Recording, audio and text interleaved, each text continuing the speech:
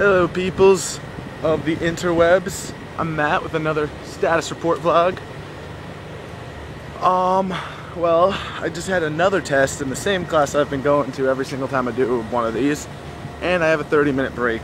So why not talk to you guys about life and things and other arrangements and types of deals.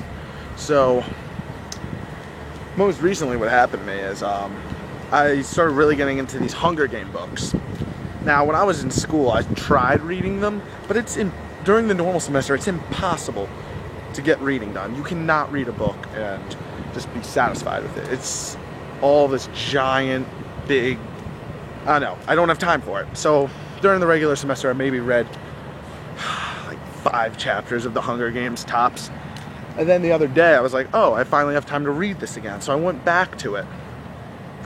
Read the entire book in a day.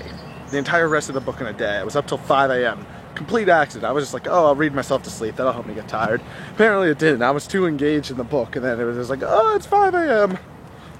So that happened. And then I was like, oh man, it's too bad I missed the movie. And then I looked on movies.com to see when it would come out on DVD. The answer is August 18th. But the funny thing is, I clicked get showtimes because, like, you know what, maybe there's some obscure theater that still happens to be showing this shit.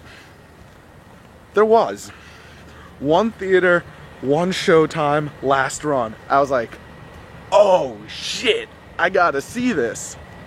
Now, I've always said, always said, if you do not read a book directly before you see a movie for that book. But I was too pumped up. I couldn't say no to myself. So what ended up happening is I finished the book 5 a.m. I saw the movie I saw the movie later on that same day.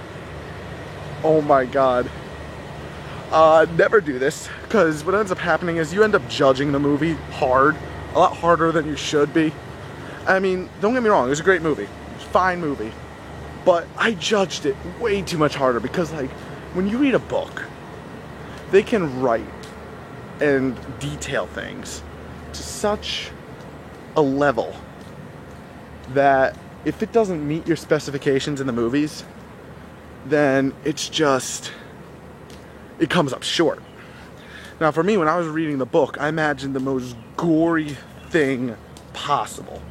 Like, I'm just gonna make up random instances without spoiling anything.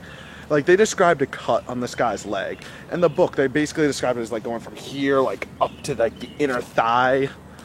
And being, like, getting, like, poisoning and blood poisoning and pus coming out of it.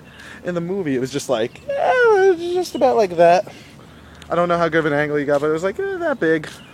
I'm like, that doesn't look bad at all. That looks like you just rubbed some dirt on it. But in the book, it was like, oh shit, his blood's not clotting. He's getting blood poisoning. And they made it so much big of a deal. Another girl got her head bashed in by like a brick or a boulder or some crap. And in the movie, he's just like, oh, I'm going to throw you against this thing that's obviously can't kill you in real life. Maybe knock you out, not kill you on impact like that. And there was things like that. I was like, oh, come on. And it was disappointing. I'm like, yeah, I know it's a PG-13 movie, but still, it was disappointing that it wasn't fully realized. I feel like they were going for PG in a way, but no, there was too much blood for it to be PG. At the same time, there was no way in hell it could. I don't know. I feel like the movie could have been done a lot more justice if they just said, screw it, let's go for the R rating. But of course, then the majority of their demographics gone. I don't know, that was my biggest gripe with the Hunger Games. And that in the beginning went really slow, but I felt the slowness of the beginning was appropriate because the beginning of the book went very slow. Like, the entire first third of the book is the prelude to the actual Hunger Games. So, I don't know. It was good, but at the same time, my mental image of the book, because of that, it like came up short. That end, they showed a couple scenes here and there between like the game maker and the president that didn't happen in the book. Presumably it happened off screen, off page. But, oh well. I'm reading Catching Fire now. That doesn't come out in theaters till November 22nd of 2013. So we've got a long wait for that one. And I'm telling you, I'm not going to reread that one this time. So that way I can just be like, oh yeah, I remember that. Maybe not to that detail, but because the thing is, when you just read something, literally the entire book the night before, you remember it to such intricate detail that if the movie doesn't meet your specifications, you get pissed. That's why I didn't reread any of the books before I saw Harry Potter, the later Harry Potter movies, and I ended up liking those a lot more than the earlier ones, probably because I reread the books each time.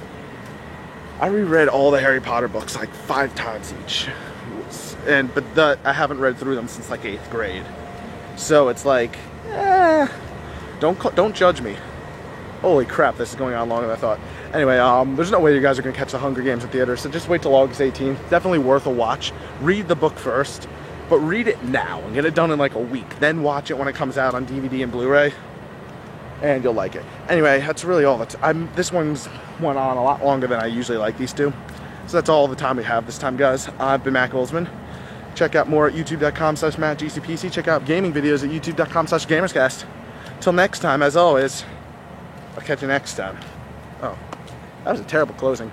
I can't close on that. Yes, I can.